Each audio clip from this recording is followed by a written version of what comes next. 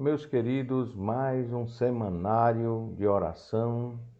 Hoje, dia 27 de setembro de 2023, exatamente às 18h14, 18 horas e 14 minutos.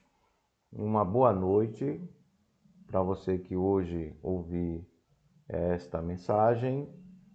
Um bom dia para você que ouvir amanhã ou durante o dia. Uma boa tarde para quem ouvir à tarde. E bênçãos do Senhor sobre todos que se dispuserem a ouvir aquilo que nós estamos aqui, pela graça e a misericórdia do Senhor, a dizer a vocês. Então, assim nós iniciamos mais este semanário de oração. Que o Senhor nos ajude a fazer. Nós oramos antes, como é de costume, e para a glória do Senhor. Precisamos orar. O crente ele tem necessidade de orar e obedecendo a máxima do Evangelho que devemos orar uns pelos outros. E assim é o nosso semanário de oração. E você sabe, você que acompanha, né, pelo canal Saber a Fé, se você nos assiste pelo YouTube, deixe o seu like, né, a sua curtida, se inscreva no canal, marque o sininho, acredito que é assim, e ative o sininho, lembrei, ative o sininho e comente, compartilhe, divulgue esse humilde trabalho que, com todas as dificuldades técnicas e de toda a ordem, é feito para a honra e glória do nosso bom Deus. O Deus da reforma protestante, o Deus das Escrituras, o Deus que enviou o seu Espírito Santo para avivar a sua igreja, não criando outra igreja, mas avivando aquela que ele mesmo afundou no dia do Pentecostes. Por que eu estou dizendo isso? Porque esse mês, já estamos terminando o mês de setembro, estamos hoje no dia 27, portanto, sábado encerra setembro e domingo já é o primeiro domingo do mês de outubro, com celebração da Ceia do Senhor, celebração esta que é para os protestantes, presbiterianos e outros protestantes, cristãos protestantes que queiram comungar conosco. A Ceia do Senhor na igreja presbiteriana é aberta para os protestantes que professam a sua fé no Cristo, aquele que venceu, que destruiu a nossa morte, os efeitos eternos da morte, onde lá na cruz nossa morte morreu, na morte dele, e nossa vida em sua ressurreição. Se você é protestante, se você estiver aqui passando por Timbaúba e quiser tomar a ceia do Senhor conosco domingo à noite, você está convidado. Se você não for protestante, você está convidado para ouvir, para participar do culto, mas não para tomar a ceia do Senhor. É uma ceia cristã para protestantes. Então, isto posto, nós já começamos a dizer ao que viemos. Viemos hoje para começar a falar da reforma protestante. O que foi essa reforma? Bom, já começando pela ceia, né? Se você conhece o catecismo da Igreja Católica, você sabe que ao católico não é permitido tomar a ceia do Senhor, a Eucaristia, em uma igreja protestante. E o contrário também não é permitido a um protestante tomar a Eucaristia na Igreja Católica, que será considerado uma profanação. Em nosso caso, será considerado também algo estranho. E o contrário será considerado uma profanação. Se você estudar, se dedicar a estudar o catecismo da Igreja Católica, você vai saber que é A pessoa católico que comungar na igreja protestante, ele está excomungado lato sensu. Ele não participa mais da comunhão católica porque comungou na igreja protestante. E o protestante que fizer isso e a igreja dele souber, nós soubermos como conselho da igreja, é claro que vamos o disciplinar. Então, se você entendeu, aí você deve estar se perguntando, mas peraí, vai comemorar estão comemorando 506 anos de reforma protestante, porque no ano de 1517, lá nas portas da Catedral de Wittenberg, Martinho Lutero afixou as suas 95 teses e a partir dali começou a reforma protestante. E o que é isso? A igreja se dividiu e de um lado estão os católicos, do outro estão os protestantes e os anátemas uns contra os outros continuam até os nossos dias. Sim, eu sou daqueles que eu queria que isso cessasse. Eu pessoalmente queria que todos os católicos lá no seu canto cuidassem em evangelizar as almas perdidas, isso com o evangelho de Cristo, o evangelho da Bíblia, e nós aqui do nosso lado, nós protestantes, também tivéssemos o cuidado de fazer a mesma coisa com as almas perdidas, sem um interferir na vida eclesial do outro, sem polêmicas, sem anátemas, sem nenhuma dessas coisas que com certeza tantos ruídos que vêm de tanto lugar, né, nos perturbassem a paz das vidas das pessoas, a paz das igrejas. Então, eu pessoalmente queria que as igrejas pudessem viver em paz, pois no reino eterno, na paz celestial, todos nós viveremos juntos, todos os cristãos, todos aqueles que estão em Cristo e são novas criaturas por causa do Evangelho, que é o próprio Cristo, que estão em Jesus, eles possam ter vida eterna em Jesus. E aqui nesse mundo nós pudéssemos viver em paz. E podemos viver com relativa paz se assim nos dispusermos a viver, sem anatematizar, né, sem brigar, mas existem diferenças.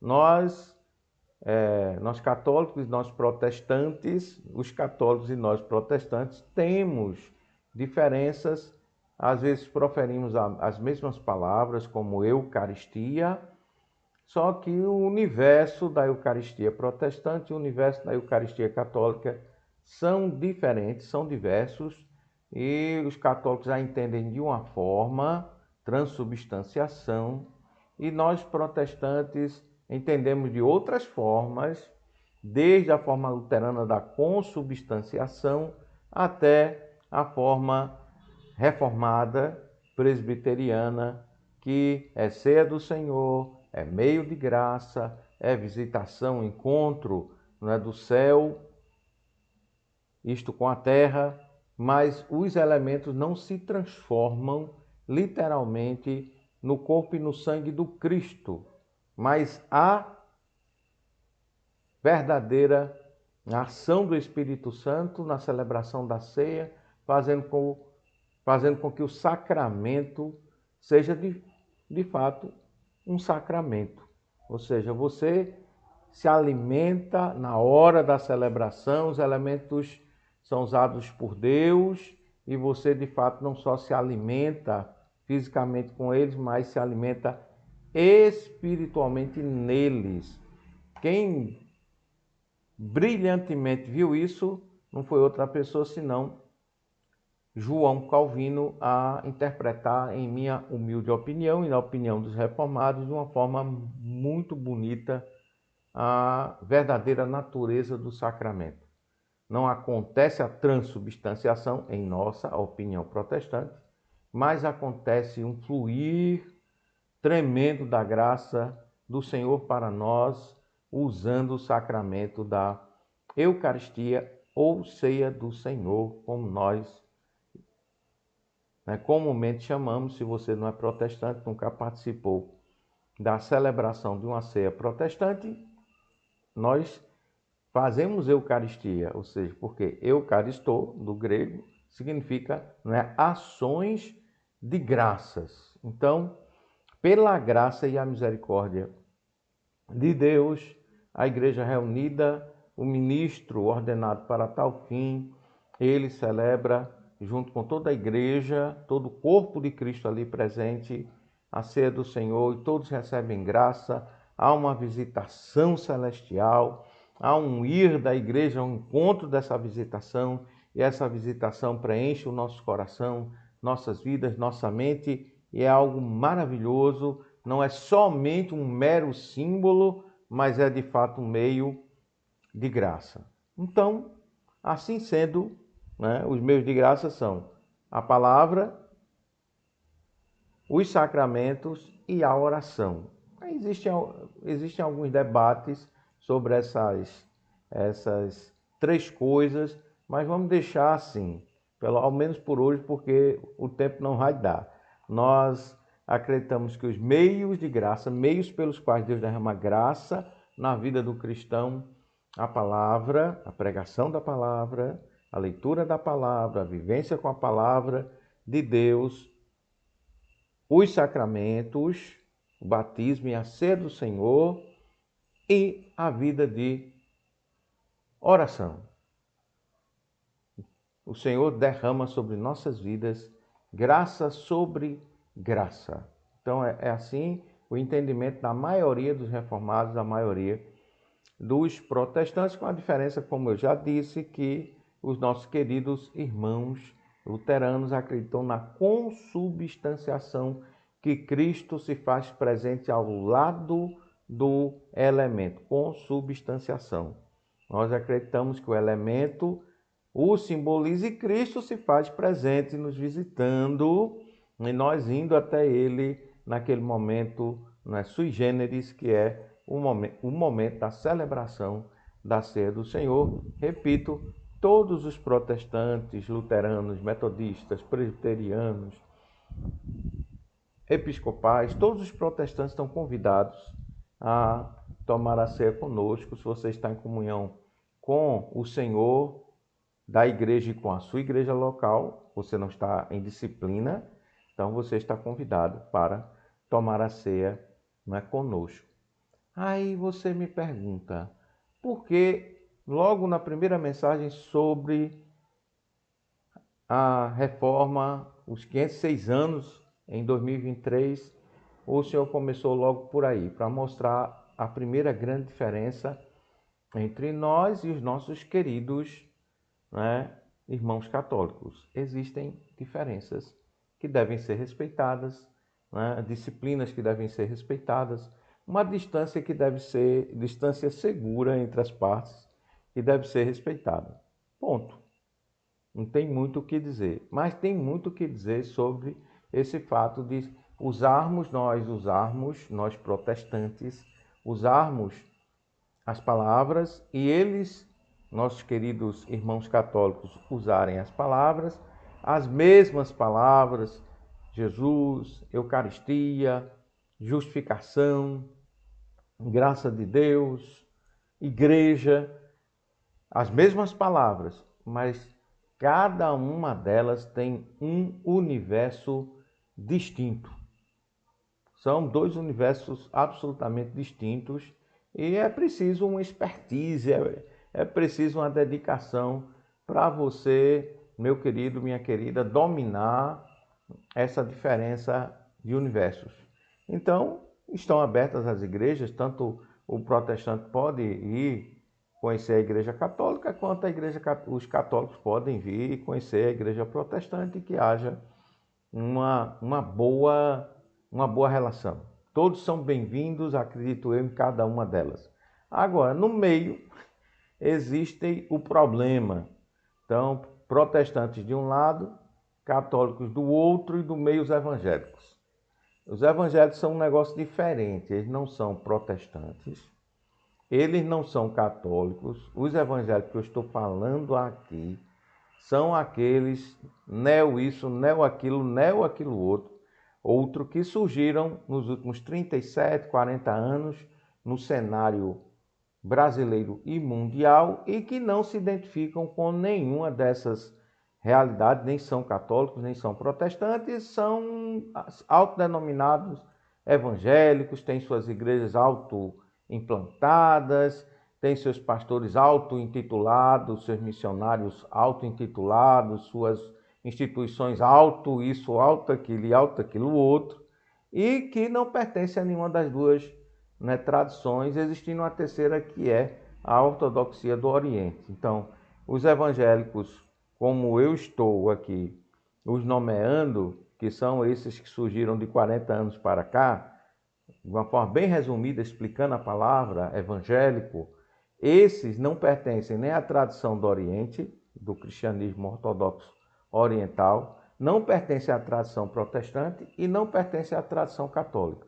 Estão na vida deles, no limbo deles, no caminho deles, e boa sorte para eles. Mas esses também, esses bem pior, não são convidados para tomar a ceia do Senhor nas igrejas protestantes. Esse pessoal de 40 anos para cá, existem anátemas também nas nossas promulgações conciliares, existem restrições. Exemplo, se alguém foi batizado somente em nome de Jesus, ela não foi batizada, essa pessoa. E existe uma série de nuances, de situações que nos separam. Protestantes dos evangélicos, dos católicos, dos ortodoxos do Oriente. Infelizmente, estamos, né, separados. São coisas também que não batem com a vida cristã, que já tem 2000 anos de história. Se você for um preciosista e respeitar o Israel antigo, é bem maior, mas se tudo começa a partir do Pentecostes, já temos um pouco mais de 2000 anos de história a considerar, e esses chamados evangélicos têm no máximo 40 anos de história. São os neos isso, os neo aquilo e neo aquilo outro. Se a sua denominação é histórica ou meso-histórica e pretende ter alguma relação com a reforma protestante, e você está dentro dos cânones mínimos para alguém participar de uma comunhão protestante, então você pode se considerar protestante, converse conosco antes da ceia, e se de fato você pode ser caracterizado como protestante, estamos de braços abertos para tomar a ceia, ministrar a ceia para você. Tá certo? Aí você diz assim, que embrólio histórico, que situação, por que não é todo mundo junto? Todos não estão juntos, não é tudo a mesma coisa. Bom, a mesma coisa é nada e coisa nenhuma. Nada e coisa nenhuma são a mesma coisa. Mas fora de nada e coisa nenhuma, as coisas não são a mesma coisa. Existem diferenças. Muito importante. Eu vou provar pela Bíblia que existem diferenças muito grandes, abissais, quase a Fossa das Marianas, de tão diferente. Aqui é uma versão católica, a Bíblia a tradução oficial da CNBB, e eu quero ler uma passagem que ficou uma tradução maravilhosa na Bíblia da CNBB. Você diz, mas o senhor não estava acabando de dizer que tem diferenças, mas agora eu vou falar de coisas que são semelhantes. Certo? Vamos lá.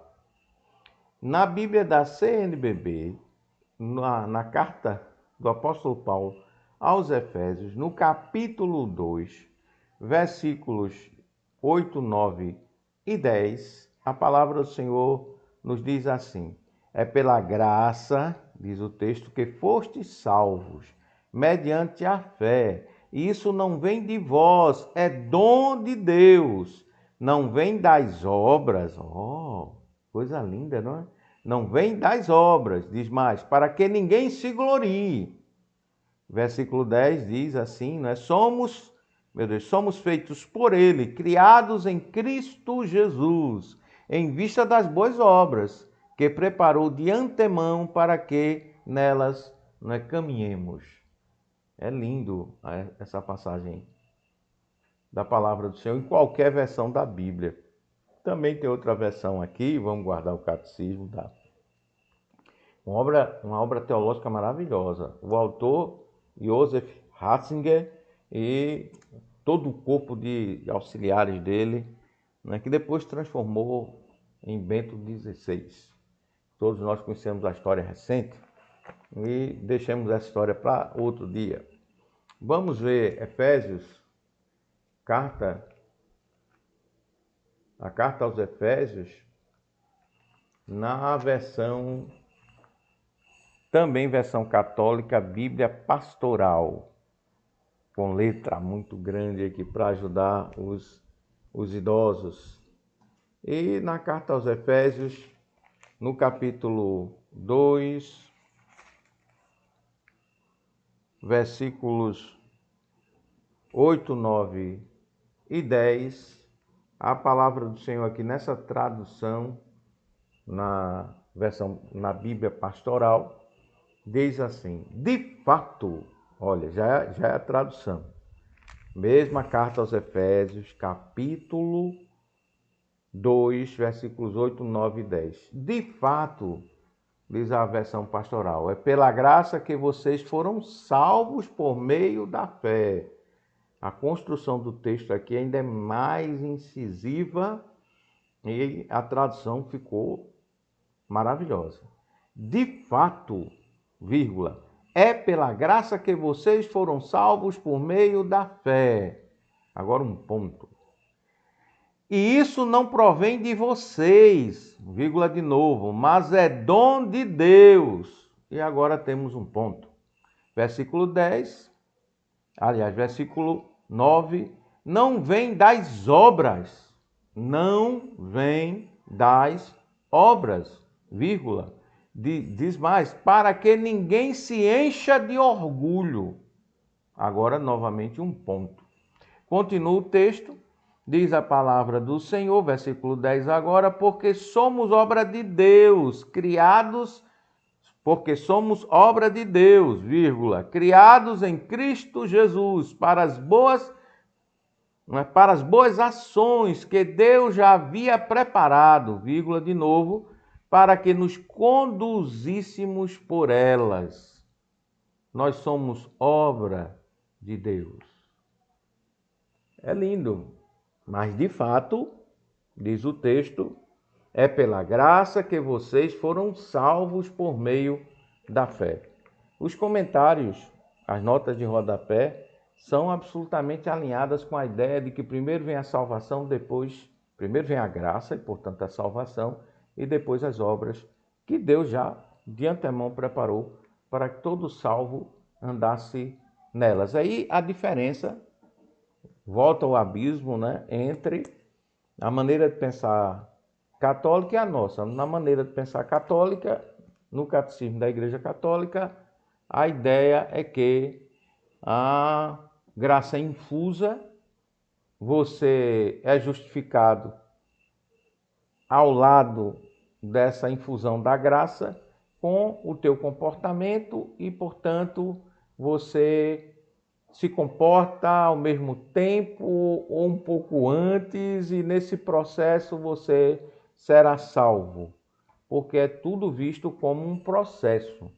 Estou usando uma linguagem leiga que todo mundo vai entender. Agora, no protestantismo, a justificação vem do novo nascimento, que é um ato de Deus na vida do justificado, ao menos para nós reformados, presbiterianos e outros tantos calvinistas, nós cremos exatamente assim, que Deus regenera, portanto vem um novo nascimento.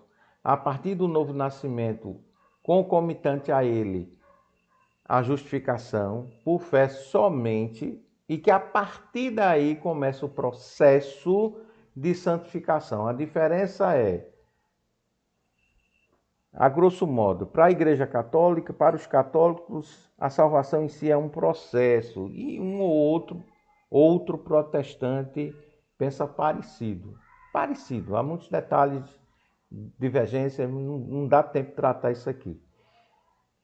Do ponto de vista reformado, é um ato de Deus a salvação, que começa com a transformação desse coração, a regeneração, a recriação desse pecador que antes era inapto, morto em seus delitos e pecados, agora é apto e é conduzido a crer, justificado, portanto, perdoado de todos os seus pecados, passados, presentes e futuros, e começa agora um processo de santificação, ou seja, vai viver nessas obras para as quais, desde a eternidade, Deus preparou essas obras para que todo salvo ande nelas. Então, no final, as duas visões de mundo se encontram, os dois universos se encontram.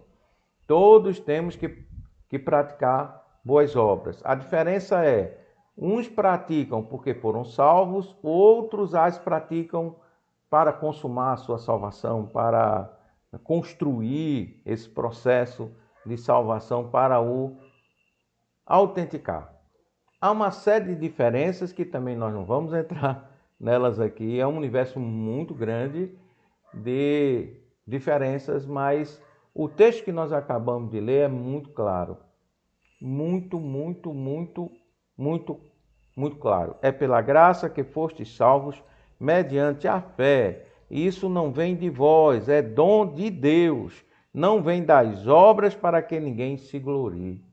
Finalizando, o que nós temos a dizer hoje, quando você abre na segunda carta aos Coríntios, agora uma versão protestante da Bíblia, a NAA, Nova Almeida Atualizada, você vai encontrar o seguinte nessa também belíssima versão da Bíblia. Você vai encontrar na segunda carta do apóstolo Paulo aos Coríntios, no capítulo número 5, no versículo 17, esta verdade maravilhosa. E assim, se alguém está em Cristo, é nova criatura. As coisas antigas já passaram e eis que se fizeram novas. Então você é nova criatura, é uma obra de Deus. E Deus, ao começar essa obra, Deus vai te conduzir no processo da santificação, de fazer perseverar naquilo que Ele fez em você, e Deus te conduzindo a todo instante vai te apresentar, né, puro, limpo, santo, como deve ser a vida de todo cristão, seja ele católico, ortodoxo, do Oriente, protestante. No final das contas, porque eu estou dizendo isso? Eu estou dizendo isso porque no céu todos nós nos encontraremos. Evangélicos terão uma dificuldade bem maior, esses evangélicos dos últimos 40 anos, para não dizer uma dificuldade total, quase uma impossibilidade. Das seitas, que é um quarto grupo, eu nem vou falar aqui, porque eles estão somando a salvação uma série de outras coisas, como sábado, uma série, lei dietética, uma série de outras coisas. Os protestantes, graças a Deus, somente pela graça. Os católicos, uma infusão e uma obediência, uma série de contextos que não dá tempo aqui de explicar. Os ortodoxos, bem parecido com os católicos, com algumas nuances diferentes, mas são bem parecidos. E esse imbróglio todo de pessoas que só serão salvas em Cristo. É isso que nós protestantes também acreditamos. É isso que a reforma protestante anuncia há 506 anos. Aí você diz assim, então qual o problema? Bom, nenhum se a pessoa crê em Jesus. E todos os problemas se a pessoa não crê em Jesus. Seja ela católica, seja ela protestante, seja essa pessoa evangélica, seja essa pessoa do Oriente, ortodoxo do Oriente, seja essa pessoa de alguma seita que se diz cristã, né? Seja quem for, do ateu ao ator, seja quem for a pessoa, ela terá todos os problemas eternos do universo se ela não crê em Jesus.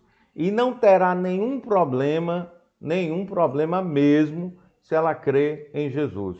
Pois se ela crê em Jesus, se alguém está em Cristo, é nova criatura. As coisas antigas já passaram, eis que se fizeram novas. Leia o contexto com todo carinho da segunda carta aos Coríntios, você vai entender, né? Isso quando ele diz e assim, ele disse uma série de coisas interessantes antes que nós devemos levar em justa consideração.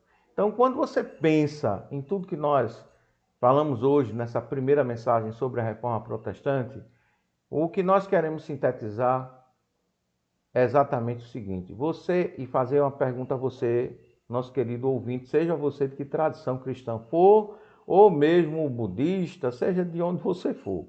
Se você, por alguma razão, está ouvindo isso aqui, essa nossa humilde mensagem, a pergunta é: você está em Cristo ou você está sem Cristo?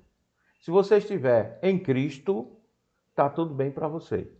Se você estiver sem Cristo, está tudo muito ruim para você. E qual o Cristo que você tem que estar? O da Escritura, não é o avatar, o líder religioso inovador, uma espécie de Che Guevara, né, da religião. Não, nada disso. É o Jesus das Escrituras, aquele que veio morrer em nosso lugar na cruz do Calvário e assim aniquilou a nossa morte e ressuscitou ao terceiro dia, e assim a nossa vida nasceu e subsistirá em sua ressurreição. A obra de Jesus é o que sustenta a nossa salvação do começo até a eternidade sem fim, que é sempre começo para aquele que está em Cristo. Repetindo o texto: e assim, se alguém está em Cristo, é nova criação e sempre recriado. Uma vez salvo, salvo para sempre, porque nós somos recriados todos os dias em Cristo Jesus, no poder do seu sangue, da sua ressurreição, da sua vida, da sua vitória, da sua obra completa e perfeita. Louvado seja Deus, que nós chamamos boas novas, a boa notícia, o Evangelho. A pergunta permanece: você está em Cristo? No final das contas, o que Deus vai julgar não é se eu sou católico, se eu sou protestante, se eu sou ortodoxo do Oriente, se eu sou evangélico, se eu sou da seita. Deus não vai julgar nenhuma dessas coisas. Deus vai julgar se eu estou em Cristo. É claro que as seitas afastam de Cristo, os evangélicos tanto quanto, e os outros deixemos para Deus fazer as observações. O fato é que você está em Cristo, é a pergunta. Você está completa, total e perfeitamente em Jesus. Você depende total, perfeita e completamente de Jesus. A sua salvação é obra de Jesus. A sua salvação é o próprio Senhor Jesus. Se for, você está em Cristo. Fique em paz, continua crescendo na graça e no conhecimento de Deus. Continue frequentando uma boa igreja que te anuncie as boas novas da salvação e que te explique a palavra de Deus a contento. Continue nesse caminho, o caminho da salvação, que é o próprio Senhor Jesus. Pois ele, o Senhor Jesus, é o caminho, a verdade e a vida. Não há outro, só Jesus. É isso que nós anunciamos, é isso que a Reforma anunciou, é isso que a fé cristã ela sempre anunciou, e é isso que os cristãos vão continuar a anunciar até o fim dos tempos, quando o Senhor Jesus vier reinar sobre todos nós, católicos, protestantes e todos os demais, o Senhor Jesus é Senhor, e todo joelho se dobrará e toda língua confessará que o nosso Senhor Jesus Cristo é Senhor, para a glória de Deus, o Pai. E Deus, o Espírito Santo, estão vindo os barulhos, né? Me atrapalharam bastante, mas vamos concluir. Deus, o Espírito Santo, em nossas vidas, glorifica a Jesus em nós, por nossa salvação, em tudo que Cristo faz em nós, para que por Jesus, em tudo glorificado, Deus o Pai seja glorificado, sem jamais esquecer o projeto da salvação, que executado pela Trindade da seguinte maneira: Deus o Pai a planejou, Deus o Filho a executou e Deus o Espírito Santo a aplica a todo instante em nossas vidas, em nossos corações, mudando o nosso entendimento, mudando a nossa situação, nos fazendo de fato crentes em Jesus, salvos por Ele. Eis a essência do que nós continuamos a explicar e pregar. Que Deus abençoe a todos. Semana que vem, se Deus permitir, estaremos novamente pregando a palavra do Senhor, explicando essas questões. Mais uma vez estão convidados para a ceia do Senhor. E sim, ontem, a propósito, tivemos um momento maravilhoso de comunhão, já nos preparando para a ceia do Senhor, que foi a departamental da SAF, nossa querida SAF aqui em Timbaúba, com a nossa querida presidente, a vice, as sócias, a nossa casa que ficou cheia de bênçãos, das flores do jardim do Senhor. Foi um momento abençoado, maravilhoso, que muito confortou o nosso coração, o meu, de minha esposa, de minha família. Minha filha também estava aqui conosco. Olha, foi uma bênção maravilhosa. Então, a nossa federação, a nossa SAF, essas guerreiras reformadoras do Senhor, Deus abençoe a todos, nosso presbitério, a mesa diretora, a todos. Um abraço bem forte, bem querido, nessa nossa primeira mensagem sobre a reforma protestante. Que Deus abençoe a todos. São todos protestantes convidados para conosco tomar a ceia do Senhor domingo à noite, se Deus assim permitir, no amor do Pai, na graça do Filho e no poder do Espírito Santo, por Cristo Jesus, o Senhor. Amém e amém.